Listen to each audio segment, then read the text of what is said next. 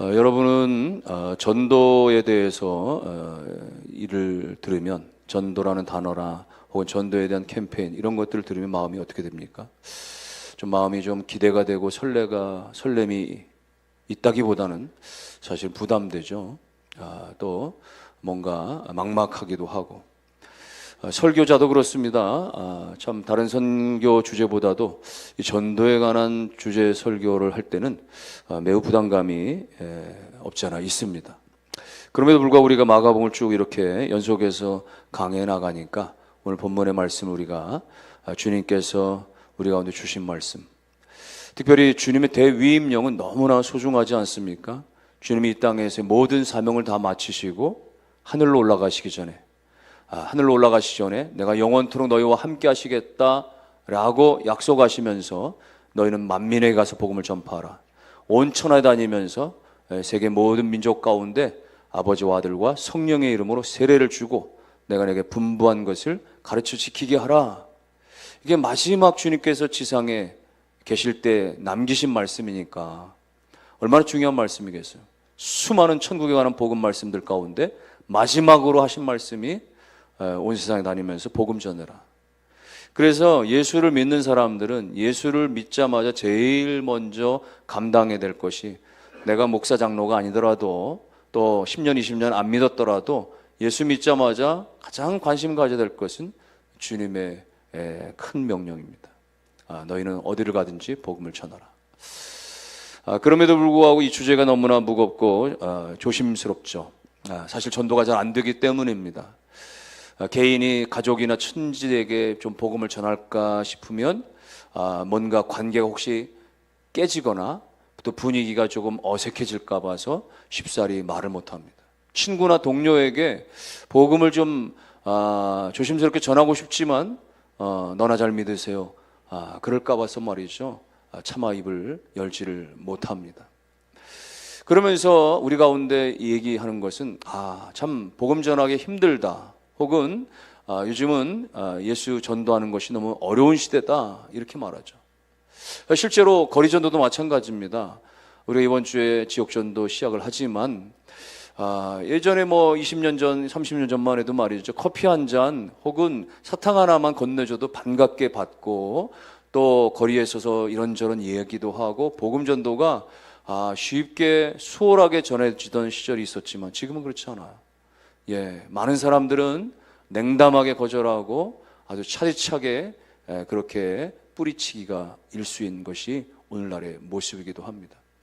그래서 사람들은 전도가 안 된다, 전도의 문이 막혔다, 지금은 전도의 시대가 아니다, 이렇게 패배감에 젖어 있는 것이 오늘 어쩌면 한국교회의 우리 개개인의 이미 전도를 포기해버리는 가장 중요한 전도에 대한 문제는 바로 여기 있지 않나 싶습니다. 그러나 여러분, 주님께서는 오늘 우리 가운데 형편이 좋아지면, 상황이 좋아지면, 환경이 좋아지면, 상대가 좋은 반응을 보이면 그때 전도하라고 이야기하지 않고, 어떤 경우에든 어렵고 힘들고 또 상황이 여의치 못해도 때를 얻든지 못 얻든지 복음을 전하라, 그렇게 말씀을 하신 것입니다.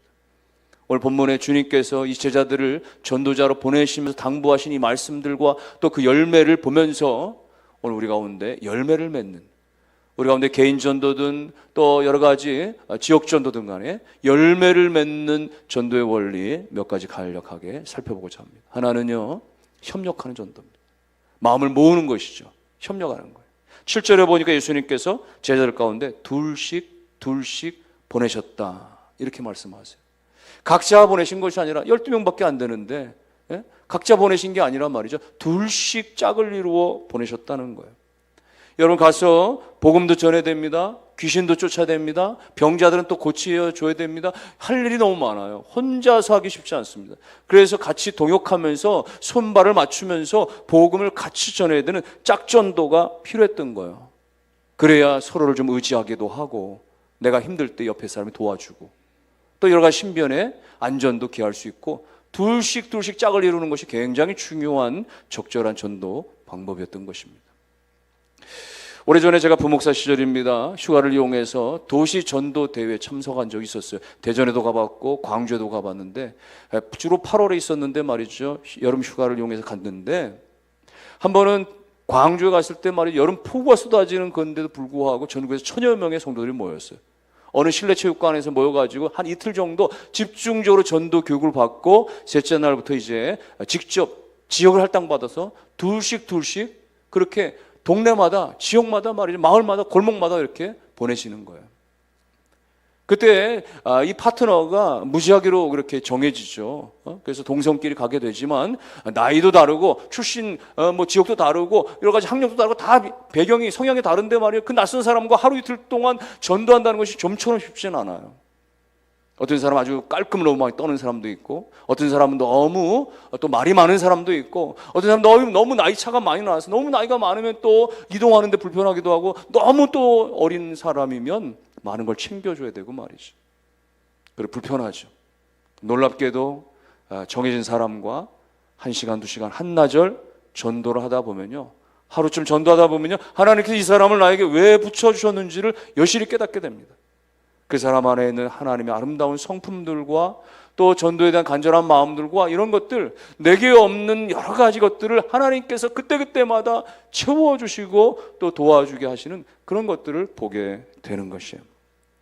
당시 도시전도가요, 굉장히 좀 과격스러운 전도단체에서 좀 진행이 됐는데 방법이 좀 힘겹습니다.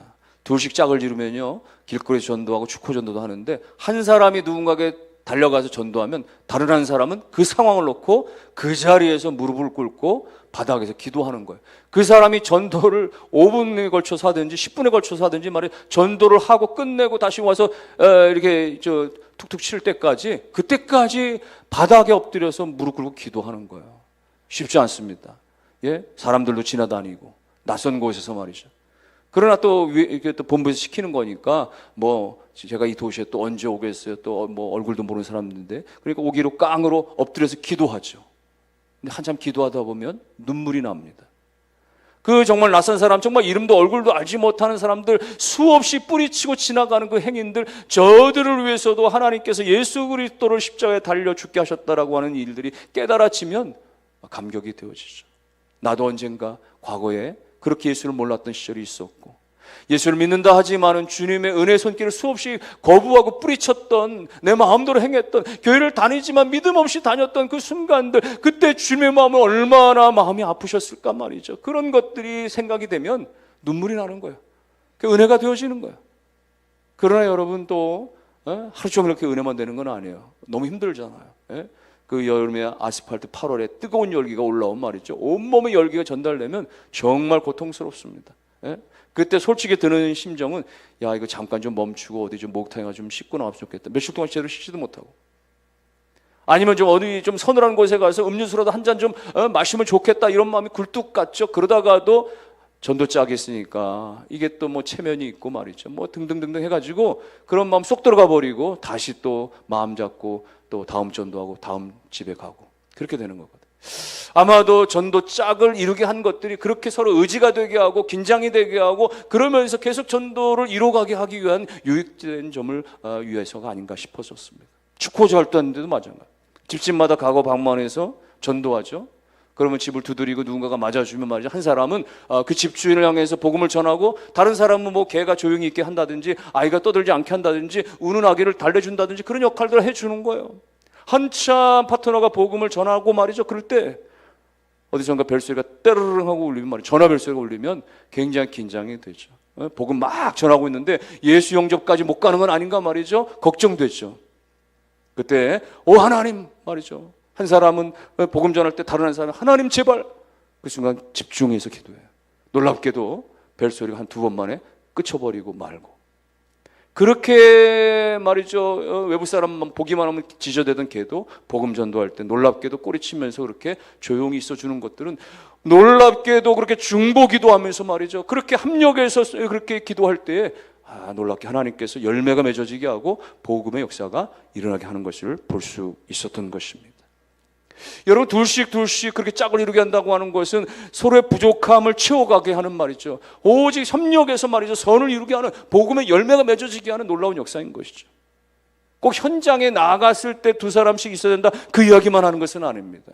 오늘 교회로 볼 때도 마찬가지입니다. 어떤 성도들은 시간을 내서 전도할 수 있습니다. 거리 전도할 수 있습니다. 또 등등의 전도할 수 있어요. 그때 그런 일을 직접 할 수 없는 사람들은 그들을 위해서, 전도대를 위해서 집중적으로 기도해 주는 것이죠. 또 여러 가지로 또 후원도 하고 관심도 가져주고 격려도 해주는 것이죠. 여러분, 이렇게 합심해서 마음을 모을 때에 거기에서 집단적이든 개인적이든 놀라운 성령의 열매가, 전도의 열매가 맺어지게 될 줄로 믿습니다. 그러므로 우리 모두는 다 전도자로 부름받았습니다.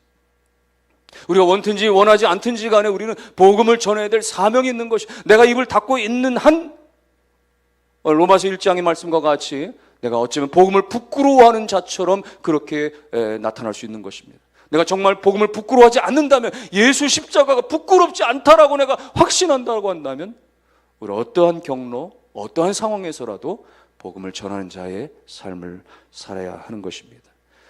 전도할 땐 특별히 누군가의 기도 요청도 하는 것이죠.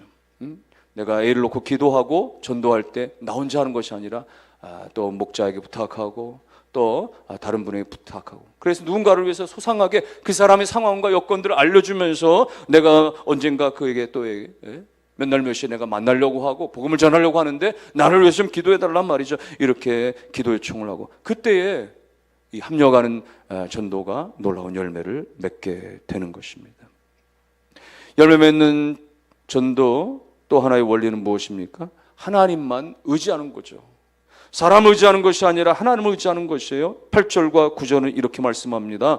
지팡이 외에는 양식이나 배낭이나 전대의 돈이나 아무것도 가지지 말며 신만 신고 두벌옷도 입지 말라.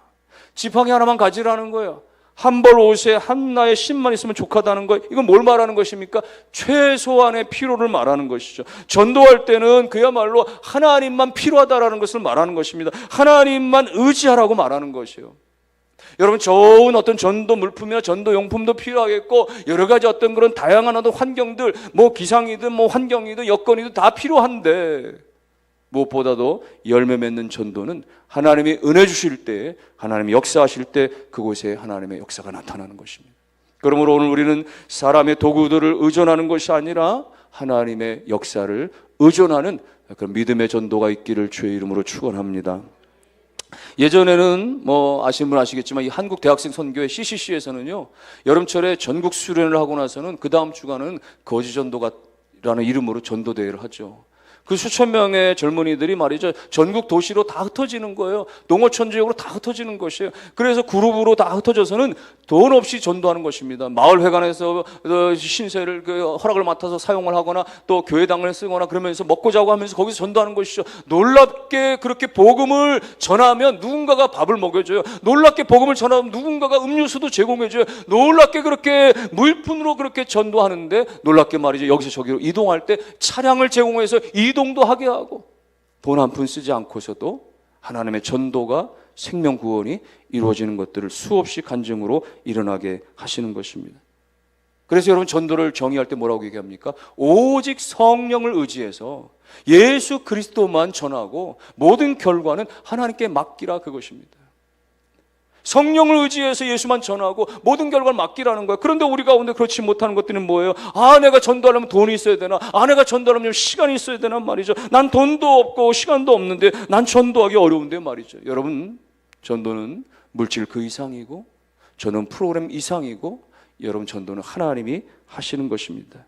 그러므로 그 하나님이 하시는 것 가운데 내가 뭔가를 결과를 내려고 하는 것이 아니라, 거절당하면 어떡하지, 실패하면 어떡하지, 이것을 내가 책임지려고 하는 것이 아니라, 나는 그저 전도에 씨만 뿌리고, 나는 그저 전도에 물만 주었을 뿐, 그러나 모든 것을 자라나게 하시는, 열매를 맺게 하시는 전적인 하나님의 역사인 것을 믿으시기를 주의 이름으로 축원합니다.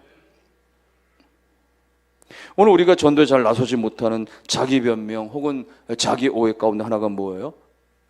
오늘 우리가 좀 지위가 좀 괜찮으면, 입장이 좀 좋으면, 좀 내가 좀 성공한 삶이면, 내가 좀 아는 지식이 좀 많으면, 아니 내가 좀 뭐 여러 가지 여유로운 형편이면 전도가 잘 될 것 같은데, 여러분, 그렇지 않습니다. 하나님은 전도에 미련한 것을 통하여서 그야말로 하나님의 십자가의 증언을 이루게 하시는 것이, 우리의 약한 것을 통해서 하나님이 일하시는 거예요. 우리 생각에는 내가 좀 잘나고 내가 좀 뭔가 좀 뭐 굉장히 자랑할 만한 것을 가지고 있을 때 상대방에게 좀 먹힐 것 같은데 사실 그렇지 않다라는 거예요. 오히려 우리가 실패했을 때, 우리가 절망했을 때 하나님이 우리를 찾아와 주신 것과 하나님이 나를 은혜 주시고 일으켜 주시고 도움 주셨던 그 은혜의 역사를 우리가 말할 때, 나는 부족했으나 하나님이 도우셨도다라, 그 이야기를 할 때 거기서 전도의 효과가 더 일어나는 것입니다. 그러므로 여러분, 전도는 내 자랑거리를 드러내는 것이 아니라 내 안에 계신 예수 그리스도를 드러내는 것인 줄로 믿으시기를 바랍니다. 전도의 용품, 어떤 물질적 공세가 아니라, 오늘 화려한 우리의 언변과 어떤 언어의 어떤 논리가 아니라, 오늘 하나님이 주신 그 지혜로운 말 한마디, 성령의 감동에 따라서 우리가 나타날 때 거기서 하나님께서 친히 열매 맺게 하시는 놀라운 역사가 있음을 믿고, 여러분 핑계하지 마시고, 여러분 여러 가지 세상적 도구를 의존하려고 하지 마시고, 오직 하나님께 맡기고 성령을 의지해서 예수를 전하는 귀와 같은 귀한 전도자의 삶을 다 사는 우리 모두가 되길 주님의 이름으로 축복합니다. 무엇보다 여러분, 전도의 열매 맺는 전도의 원리 하나는요, 우리가 최선을 다하는 것이, 좀 하다 마는 것이 아니라, 한두 번 전도하고 마는 것이 아니라 계속해서 마지막까지. 여러분, 나무 한 그루도 그것을 꺾으려면 말이죠, 여러 번 도끼질이든 톱질이 필요한 것처럼, 여러분 한 사람을, 불신자를 그리스도께로 인도할 때는 그만큼의 시간들과 노력들이 필요한 것이야. 여기 10절 말씀에 또 이르시되 어디서든지 누구의 집에 들어가거든 그곳을 떠나기까지 거기 유하라. 그곳을 떠나기까지 거기 유하라. 열매 맺기까지 매달리라고 하는 의미를 담고 있어요. 당장에 지금 예수 안 믿는다고 해서, 당장에 어떤 결과가 없다고 해서 포기하지 말라라고 하는 거예요. 11절 말씀도 잘 우리가 해석해야 됩니다. 11절 말씀 보세요. 어느 곳에서든지 너희를 영접하지 아니하고 너희 말을 듣지도 아니하거든 거기서 나갈 때 발 아래 먼지를 떨어버리라. 뭐 최선을 다하는데 노력을 다했는데도 불구하고 거절당하는 경우에 대해서 얘기하는 것인데, 먼지를 떨어버리라, 끝내라는 이야기가 아니에요. 포기하라는 얘기가 아닙니다. 먼지를 떨어버린다라고 하는 이 표현은 히브리적 개념으로는 최선을 다했다라고 하는 말이에요. 최선을 다하고 책임을 다했다고 하는 그런 증거를, 이렇게 먼지를 떨어버린다라고 하는 것을 말하는 것이에요. 그 증거와 표시를 말하는 것이죠. 그럼 뭐예요?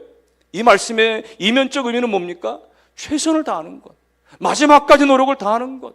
복음 전도는 그 사람이 정말 그리스도 앞에 돌아올 때까지, 마지막까지 포기하지 않고 최선을 다하는 것, 그것을 말하는 것입니다. 어떤 절망의 상황이 있다고 할지라도 그 상황에 돌아서지 말고 오직 마지막까지 예수 복음을 전하는 것을 말하는 것이죠.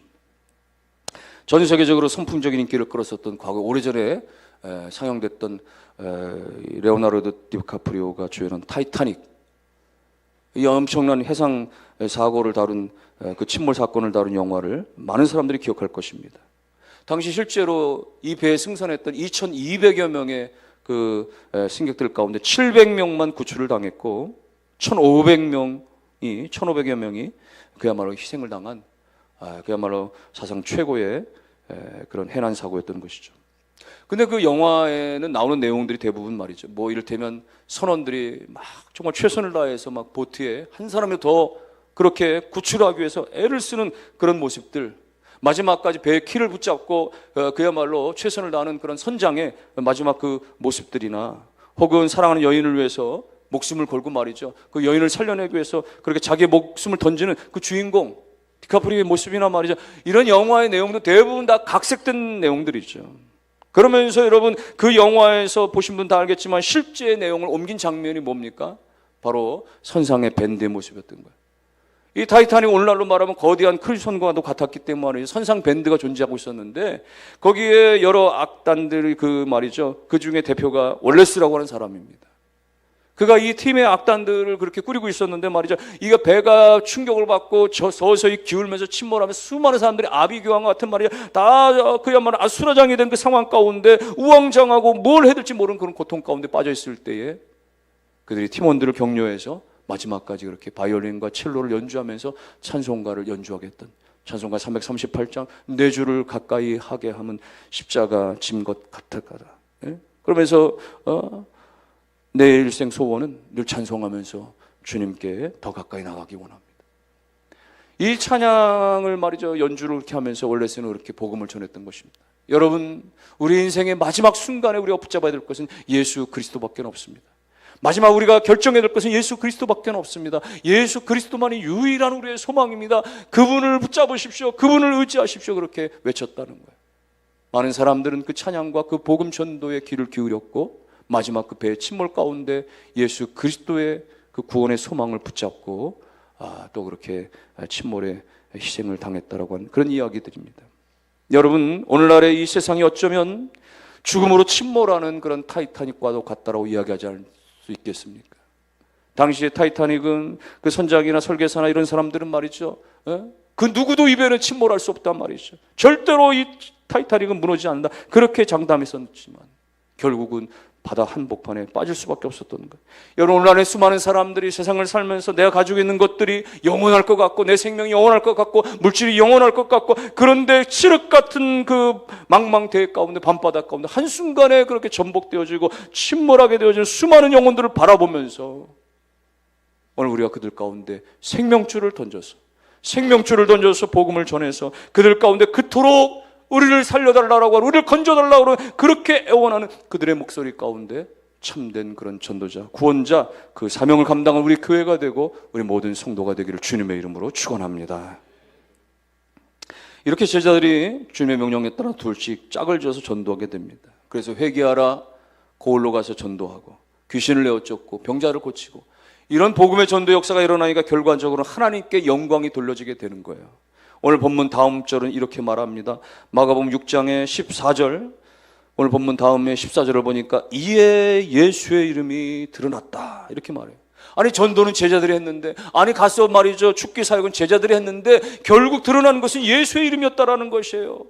예수의 이름이 드러나는 거예요. 이것이 오늘날 신앙인의 삶의 원리인 것입니다. 이것이 오늘 교회 사역자들의 모습의 일꾼의 모습이 되어야 하는 것이에요. 우리는 사명 따라 그야말로 잘 감당했을 뿐인데, 하나님께서 주신 사명을 감당했을 뿐인데, 그런 삶을 살았을 뿐인데, 오롯이 우리의 삶을 통해서, 우리의 사역을 통해서 드러나는 것은 오직 예수의 이름이고 하나님의 영광뿐이어야 하는 것입니다. 이와 같은 삶의 모습에 대해 바울은 이렇게 표현한 바가 있습니다. 고린도후서 2장 15절에 보니까 우리는 구원 얻은 자들에게나 망하는 자들에게나 하나님 앞에서 그리스도의 향기라. 그리스도의 향기라. 사람들 가운데 우리는 감출 수 없는 말이죠. 향수처럼 향기. 여러분, 좋은 향기가 나는 무슨 샴푸나 말이죠, 비누 냄새나 말이죠, 어떻게 감춰집니까? 드러날 수밖에 없잖아요. 마찬가지라는 것입니다. 오늘 우리는 누구에게든지 그리스도 앞에 향기단 말이죠. 그리스도의 향기단 말이죠. 삶에서, 우리의 형편에서, 우리 상황에서, 교회 안에서만이 아니라 말이죠, 교회 안에서만 우리의 거룩한 모습과 그야말로 어떤 그런 직분자의 모습이 아니라 내 삶의 자리에 가서, 회사에서 말이죠, 내가 직장인으로서 말이죠, 선후임을 갖추고 그렇게 함께 직장 생활하면서 말이죠, 달라진 모습이 아니라 교회에서의 그런 거룩한 모습과 그런 아름다운 모습이 그대로 나타나서 말이죠, 삶의 향기가 그대로 나타나서 칭찬이 되어지고 인정이 되어지고 영향이 나타나지는 말이죠. 그런 모습들.